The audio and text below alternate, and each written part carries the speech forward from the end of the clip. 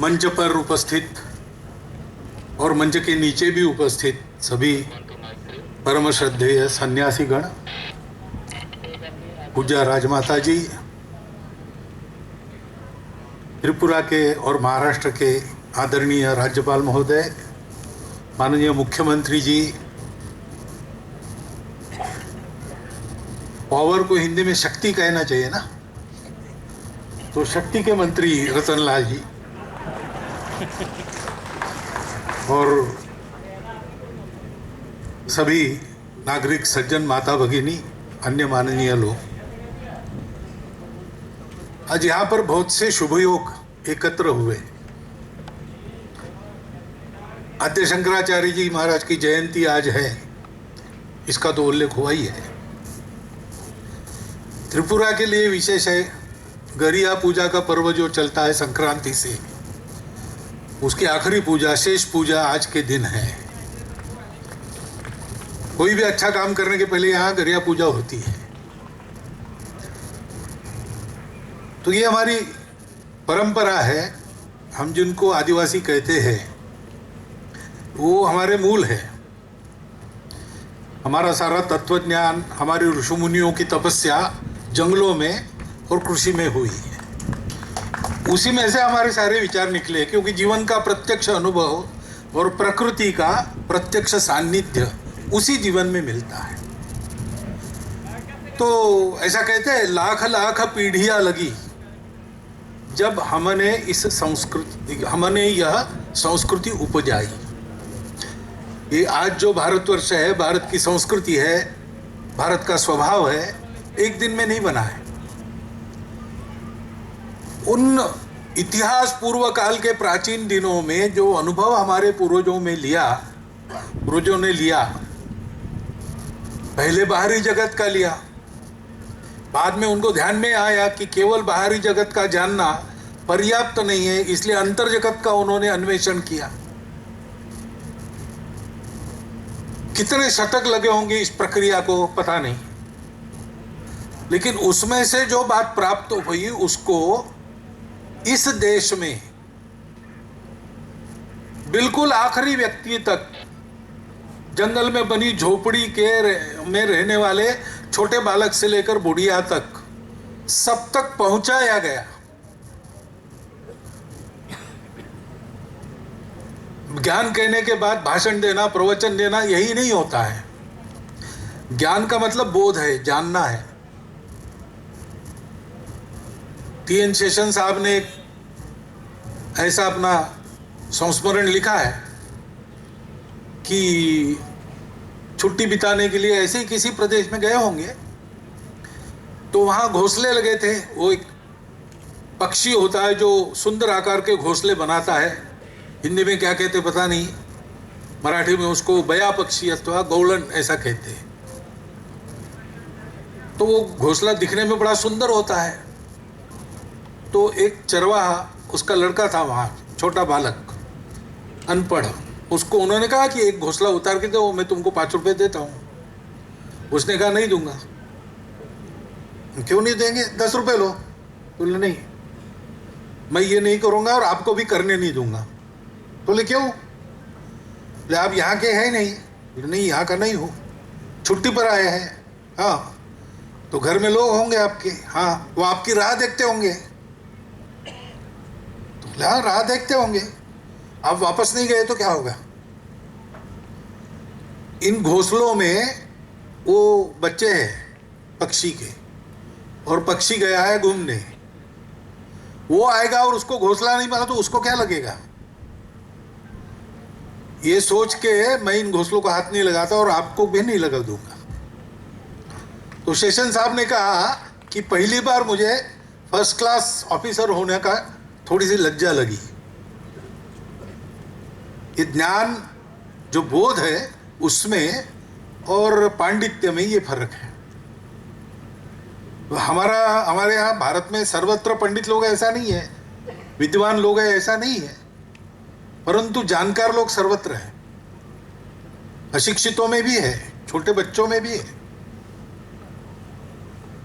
इतना ये हमारा ज्ञान गांव गांव तक पहुंचाया गया पूर्वजों के द्वारा, कितने साल परिश्रम किया होगा। इतना बड़ा परिश्रम होने के बाद ये संस्कृति, ये धर्म, ये अध्यात्म, आज हम लोग उसका लाभ ले रहे हैं। और वो ज्ञान ऐसा है कि उसकी सारी दुनिया को आवश्यकता है, क्योंकि अब 2000 साल दुनिया बहुत प्रयोग करती रही। पहले सब कुछ राजा को दे दिया। मैं दुनिया कहता हूं तो भारत छोड़ के बाकी दुनिया के बारे में बोल रहा हूं। तो राजा होने से ठीक होगा ऐसा उनको लगा, लेकिन बाद में राजा ही प्रजा को लूटने लगा। तो फिर उन्होंने कहा कि राजाओं का राजा भगवान है, उसकी मानेगा वही राजा ठीक है, जो नहीं मानेगा वो नहीं ठीक है। और इसलिए फिर भगवान की भक्ति के आधार पर तरह तरह के रिलीजन, उनके आधार पर जीवन, ऐसा प्रयोग चला। लेकिन जीवन में शांति पैदा करने के लिए चले और खून की नदियां बहाई, ऐसा हो गया। बाद में कहा कि ये भगवान वगैरह क्या है, हम विज्ञान वाले हैं, भगवान को तब मानेंगे जब लेबोरेटरी में हमारे टेस्ट ट्यूब में भगवान आएगा, तब, नहीं तो नहीं मानेंगे। फिर विज्ञान का एक दौर चला, खूब सुख सुविधा उत्पन्न हो गई, लेकिन संतोष नहीं है। अभी भी दुख है, परिवार टूट रहे हैं, अपराध बढ़ रहे हैं, युद्ध शुरू हो जाते तो थमते ही नहीं, और युद्ध शुरू होना बंद कभी होता नहीं। जितना विकास हो रहा है उतना पर्यावरण ध्वस्त हो रहा है। अब 2000 वर्ष ऐसे प्रयोग चलने के बाद दुनिया लड़खड़ा रही है, और वो चाह रही है कि ये भारत का ज्ञान हमको मिले। भारत का ये कर्तव्य बनता है, क्योंकि भारत के जीवन का प्रयोजन वो है। भारत दुनिया में क्यों है? मोहम्मद इकबाल ने कहा, यूनान मिस्र रोमा सब मिट गए जहां से, कुछ बात है कि हस्ती मिटती नहीं हमारी। वो हस्ती क्या है? वो यही बोध है, और केवल बोध नहीं, उसका आचरण है। हमारा धर्म है, हमारी संस्कृति है। उसको स्थापन करने का श्रेय किसी एक को नहीं जाता। वो जीवन के सामूहिक अनुभव की तपस्या हम सब लोगों ने मिलकर की, हजारों वर्ष तक की होगी, और उसको एक एक घटक तक पहुंचाया। उस तपस्या का वो परिणाम है, इसलिए वो किसी का स्थापन किया हुआ नहीं है, और पता नहीं कब शुरू हुआ और चलते आ रहा है, इसलिए सनातन है। वो सनातन धर्म ऐसे समयों पर दुनिया को देते रहना, ये भारत के जीवन का प्रयोजन है, और वो प्रयोजन आज फिर से उपस्थित हुआ है। हम दुनिया को देख रहे हैं, सब कुछ होने के बाद भी दुनिया कैसे बनाई जा रही है, बना रहे हैं लोग, जानकर भी कि इससे नुकसान होगा। अपने विकारों से बंधे, अपने स्वार्थों से बंधे, अपने कट्टरपन से बंधे, और इसलिए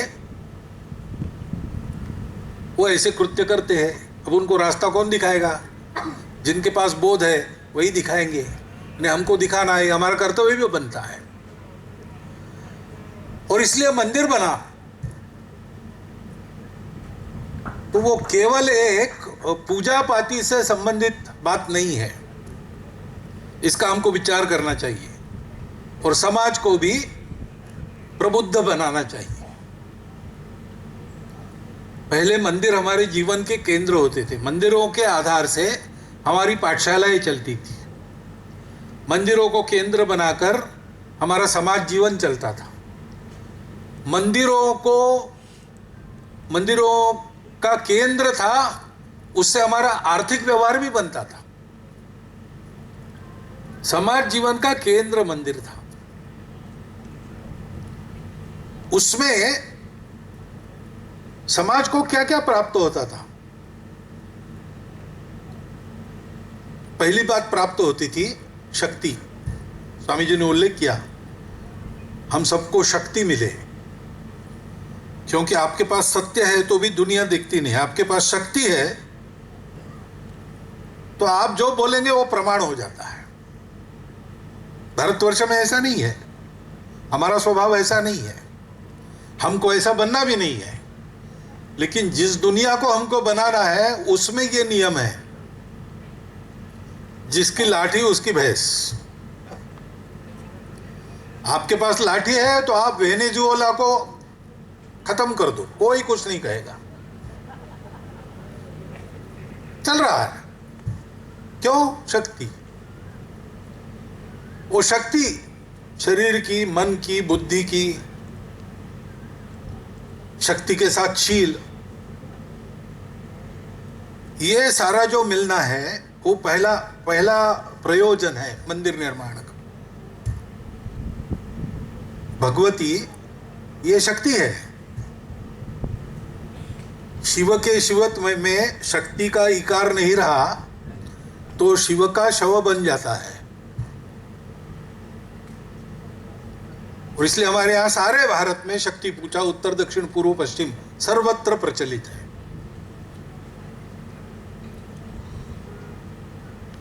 अनायास और एक शुभ योग है, आज मंगलवार है, वो भगवती का दिन है, और भूत पिशाच निकट नहीं आवे ऐसी जिनकी शक्ति है, ऐसे हनुमान जी का भी दिन है। बल बुद्धि विद्या तीनों जिनके पास है। लेकिन शक्ति बिना भक्ति के उपद्रव करती है, और इसलिए शक्ति के साथ भक्ति आवश्यक है। भक्ति का मतलब होता है जुड़ना। तो हम जुड़े हैं ही, उसको पहचानना। सब लोगों में एक ही अस्तित्व है, इसका अनुभव हमारे पूर्वजों ने किया और बाद में दुनिया को बताया, और इसका अनुभव प्रयास करके लेने की व्यवस्था अभी तक चल रही है, और अनुभव संपन्न लोग आज भी दिखते हैं। तो सबसे अधिक प्रमाणित बात यह है, हम सब जुड़े हैं। अब विज्ञान भी बोलता है एवरीथिंग इज कनेक्टेड। विज्ञान भी बोलता है कि कॉन्शियसनेस सर्वव्यापी है, लोकल नहीं है, यूनिवर्सल है।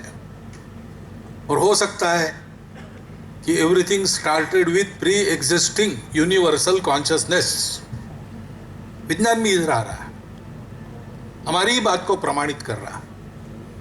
लेकिन अगर हम जुड़े हैं तो हमारा व्यवहार भी हम जुड़े हैं ऐसा होना चाहिए। तो मनुष्य जब ऐसा व्यवहार करता है, राजा रंतिदेव हुए, अवर्षण पड़ा, 12 साल पर्जन्य वृष्टि हुई नहीं, तो बड़े कष्टों से अन्न संग्रह करके सारी प्रजा को देते थे, बचा तो अपने लिए कुछ रखते थे। एक बार 8 दिन निरंतर उपवास करने के बाद 8वें दिन के वितरण में प्रजा की अपेक्षा की पूर्ति हो गई और एक कटोरा सत्तू बचा। तो राजकुमार, राजकुमारी, राजमाता यानी रानी और राजा बैठे भोजन के लिए। एक घड़ा पानी था घर में, सत्तू के 4 भाग करके खाने के लिए बैठे। तो वहाँ एक भिखारी एक कुत्ता लेके आ गया और कहा, महाराज मैं भूखा हूँ और मेरा कुत्ता भी भूखा है। तो राजा ने अपना सत्तू दिया, उसने कहा भूख नहीं मिटी। रानी ने दिया, चारों ने अपना अपना भाग दे दिया। फिर उसने कहा प्यास लगी है,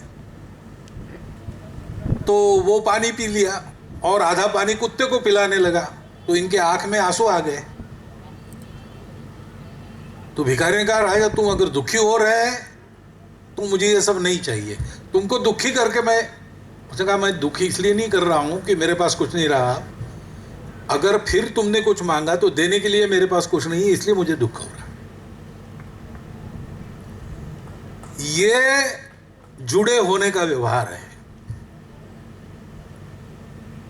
तो उनके बारे में ऐसा कहते हैं, उनके नाम से एक श्लोक है, न तु अहम कामये राज्यम, मुझे राज्य नहीं चाहिए, न स्वर्गम, स्वर्ग सुख भी नहीं चाहिए, न अपुनर्भवन, मोक्ष भी नहीं चाहिए, कामये दुख तप्तानाम प्राणिनाम आरती नाशनम। तो ये सब हमको मिला है, इतनी बड़ी विरासत मिली है, वो क्यों मिली है? हमको मिली है, बांटने के लिए मिली है। हमारे यहाँ नाम जिनका होता है वो कमाने वालों का नहीं होता, कमाई को बांटने वालों का नाम हमारे यहाँ होता है। तो हमारे व्यवहार में ये आना चाहिए। तो ये तो बिल्कुल स्वाभाविक बात है कि स्कूल के पास मंदिर है और मंदिर के पास स्कूल है, क्योंकि स्कूल तो प्रबुद्ध करता है ना, ज्ञान देता है। असली ज्ञान क्या है? पेट भरने का ज्ञान। स्कूल में जाना नहीं पड़ता है। बहुत पशु पक्षी अपना पेट भरते हैं, उनके स्कूल वगैरह नहीं होते। और मनुष्यों में भी अनपढ़ लोग बड़ी कमाई करके पढ़े लिखे लोगों को नौकरी पर रखते हैं, से कई अनुभव आज भी है। जीने के लिए तो साहस चाहिए, दम चाहिए। तो सर्वाइवल के लिए एजुकेशन ये ठीक है, होना चाहिए, उसका काम है, उपयोग है। लेकिन वो वास्तविक शिक्षा क्या है? वास्तविक शिक्षा वो नहीं है। अपने अंदर जो है उसको जानना, उसके आधार पर संपूर्ण दुनिया में अपने को देखना, संपूर्ण दुनिया को अपने में देखना, यानी आत्मवत् सर्वभूतेषु ऐसा रहना। मातृवत् परदारेषु परद्रव्येषु लोष्ठवत् आत्मवत् सर्वभूतेषु यः पश्यति स पंडितः। वो विद्वान है। विद्या, विद्या की अधिष्ठात्री भी भगवती है। दुर्गा दश प्राण धारिणी हो, कमला कमल दल विहारिणी हो, वाणी विद्यादायिनी हो, एक ही भगवती ये इन सब की अधिष्ठात्री है। तो विद्यालय में उस अधिष्ठात्री का होना यह स्वाभाविक बात है। और जहां वो अधिष्ठात्री बैठी है वहां ये सब विद्यादान के काम होना यह भी स्वाभाविक बात है। और देखिए जहां जहां मंदिर है वहां वहां सेवा चलती है। तमिलनाडु में लोगों ने विचार किया कि मिशनरी लोग सेवा करते, उसकी बड़ी कीर्ति है, वो हम लोग कुछ करते हैं कि नहीं। तो उन्होंने आहूत किया सभी धार्मिक संस्थाओं कि आप अगर सेवा करते होंगे तो आपकी प्रदर्शनी लगाओ। तो हिंदू धर्म के आचार्यों के द्वारा, सन्यासियों के द्वारा चलने वाली सेवा की प्रदर्शनी लगी। तो ध्यान में आया कि पूरे भारत में अन्य कोई भी जितने सेवा कार्य करता है उससे 2 गुना 3 गुना ज्यादा सेवा भारत के दक्षिण के 4 राज्यों की धार्मिक संस्थाएं हिंदुओं की वो करती है, उतनी सेवा करती है। क्योंकि हमारे लिए स्वाभाविक बात है, जहां भगवान होगा वहां भक्तों की सेवा होगी ही होगी। तो हमको आज इस कार्यक्रम में उपस्थित रह के ये सोचना चाहिए, ये तो होगा, यहाँ मंदिर बना है, स्कूल चला है, और भी कुछ कुछ होते रहेगा, ऐसे मंदिर और बनेंगे, वहाँ ये सब चलेगा। लेकिन हम यहाँ आज उपस्थित हैं तो हमको वो शक्ति प्राप्त करनी है, मन में वो साहस रखना है। परिस्थिति विकट दिखती है तो भी ये ध्यान में रखना है कि परिस्थिति आती है, परिस्थिति जाती है, हम पक्के रहते उसमें। राजा जनक को एक बार सपना आया और सपने में ऐसा उसने देखा कि उसका राज्य चला गया, जो शत्रु था वो राजा बन गया। उसने उसको देश निकाला दे दिया और कहा कि शाम के अंदर देश के सीमा के बाहर हो जाओ, और सबको बता दिया कि इसको जो खिलाएगा पिलाएगा उसको मार देंगे, और शाम के बाद ये मिला तो इसको भी मार देंगे। तो सपने में भागा राजा जनक, भागते भागते थक गया, सीमा पार कैसे सहते हो गया। रात को जंगल में सीमा पार करके जंगल में आगे गया तो एक उसको अन्न छत्र मिला। अब रात को 11 बजे खाने को मांगा, उसने कहा भाई सब समाप्त हो गया, अब कल बनेगा। तो मैं तो इतना भूखा हूँ, इतना दौड़ के आया हूँ, इतना। तो ठीक है, बर्तन धोने के लिए भेज दिए है, वहां जाके उसको कुछ लगा होता खुरस्ट को, वो खाऊं। तो गया तो भात के बर्तन में थोड़ा सा भात लग गया था, उसने खुरच कर उसको हाथ में लिया और कुएं के पास गया, वहां बैठकर खाएंगे, बाद में पानी पिएंगे। उतने में रात को एक चील आई, वो झपट्टा मार के पूरा चावल उठा के ले गई। तो इतना वो प्रक्षुब्धित हो गया कि वो चिल्लाया तो जग गया तो देखता है दास दासी सब दौड़ के आए हैं, कोई पानी पूछ रहा है, कोई खाने को पूछ रहा है, क्या हो गया महाराज, सब पंखे से हवा। तो उसको लगा कि वो सच था कि ये सच था। ये मैं अभी जो देख रहा हूं ये सत्य है कि अभी इसके पहले बिल्कुल इतना ही सत्य मैं अनुभव कर रहा था, थकान को, भूख को, पराजय की उद्विग्नता को। तो क्या सत्य है? तो सबको पूछने लगा ये सच है कि वो सच है। अंत में याज्ञवल्क्य आए, उनको पूछा तो याज्ञवल्क्य जी ने कहा पहले बताओ क्या हो गया, क्यों पूछ रहे हो? तो उसने बताया। तो याज्ञवल्क्य जी ने कहा कि बताओ कि शत्रुओं से विजित और निष्कासित तुम और बड़े दीन होकर फटे कपड़ों में दौड़ रहे थे, क्षुधा और प्यास से व्याकुल हो रहे थे, और अन्न छत्र में अन्न मिला वो चील ले गई इसलिए क्षुब्ध हो गए, इन सब में तुम थे क्या? बोला मैं था इसलिए तो बता रहा हूं। तब ये तुम्हारा राजमहल, ये गद्दिया, ये सेवक, दास दासी, नहीं वहां कोई नहीं था। अच्छा, अब तुम जो अनुभव कर रहे हो, राज्य सत्ता अपनी है, दास दासी है, सब ऐशो आराम है, यहां तुम होगे नहीं? तो बोले हूं। और यहाँ वो भूखमरी है क्या, वो अन्न छत्र है क्या, वो तुम्हारा शत्रु? तो बोले यहाँ कुछ नहीं। तो बोले वो था तब ये नहीं था, तो ये था तब वो नहीं था, इसलिए ये और वो दोनों असत्य है। लेकिन वो था तब भी तुम थे, ये था तब भी तुम थे, तो तुम सत्य हो, तुम अनुभव करने वाले हो। ऐसे परिस्थितियां रहती है, वो आती जाती है, ये निश्चित है। परिस्थिति आएगी तो परिस्थिति जाएगी। बाहर की दुनिया स्थिर रहती नहीं, वो बदलती है।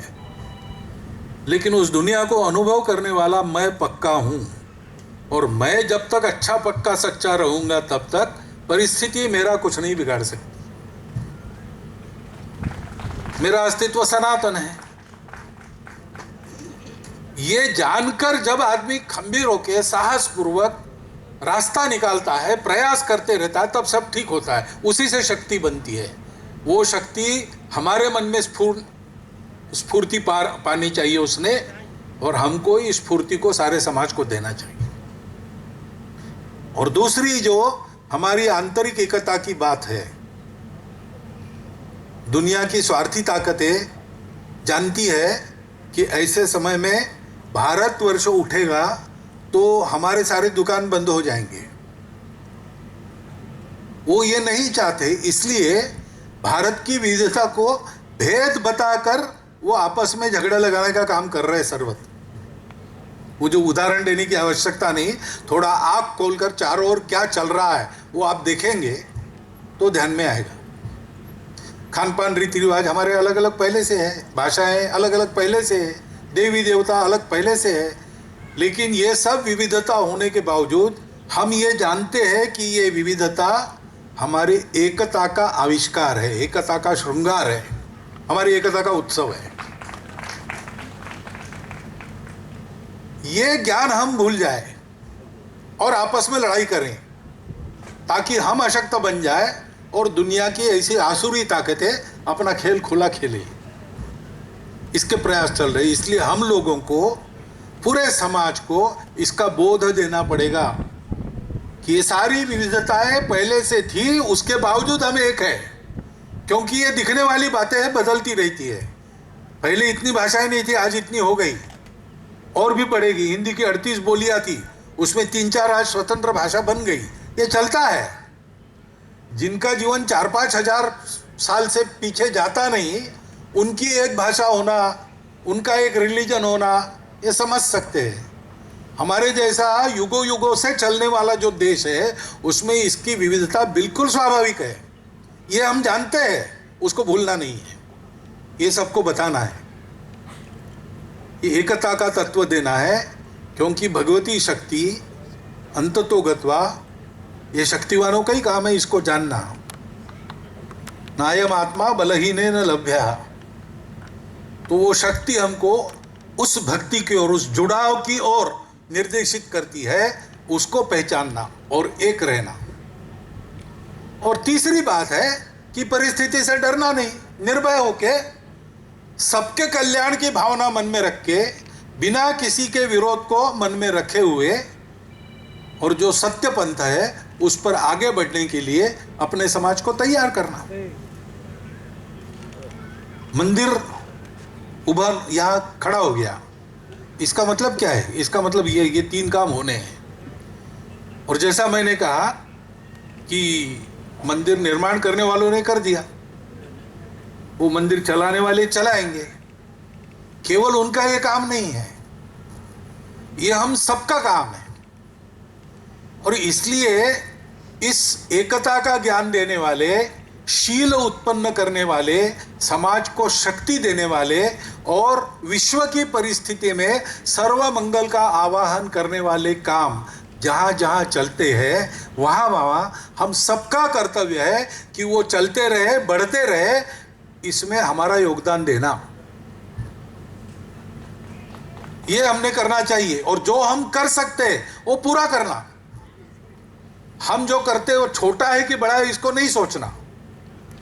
गिलहरी भी राम के काम आई तो राम ने उसकी भी कदर की। स्वल्पमल्पस्य धर्मस्य त्रायते महतो भयात्। तो ये पवित्र काम है, धर्म का काम है, क्योंकि सृष्टि की धारणा होती है, समाज की धारणा होती है। धर्म के काम में जितनी अपनी शक्ति है उसके अनुसार थोड़ा भी हम करेंगे तो कितना किया इसकी गिनती वहां नहीं है। शुद्ध मन से, लोक कल्याण की भावना से, शास्त्र विहित हमने किया कि नहीं किया, इतना केवल देखा जाता है। तो अपना भी कुछ कर्तव्य बनता है, उस कर्तव्य को हम ध्यान में रखें। मैं नई बात नहीं बता रहा हूं, मेरे पूर्व वक्ताओं ने जो सब बताया है उसका दूसरे शब्दों में मैं सारांश बता रहा हूं, और सबसे ज़्यादा मुझे समय दिया था इसलिए थोड़ा विस्तृत बता रहा हूं। लेकिन यही सबने कहा है, वही मैंने फिर से आपके सामने रखा है। शायद आप जान भी गए होंगे कि वही बात ये बोले जा रहे हैं, लेकिन ऐसा होने पर भी शांतिपूर्वक आपने सुन लिया है, इसलिए आपका धन्यवाद करता हूँ। सबको नमस्कार करता हूँ और मेरे 4 शब्द समाप्त करता हूँ।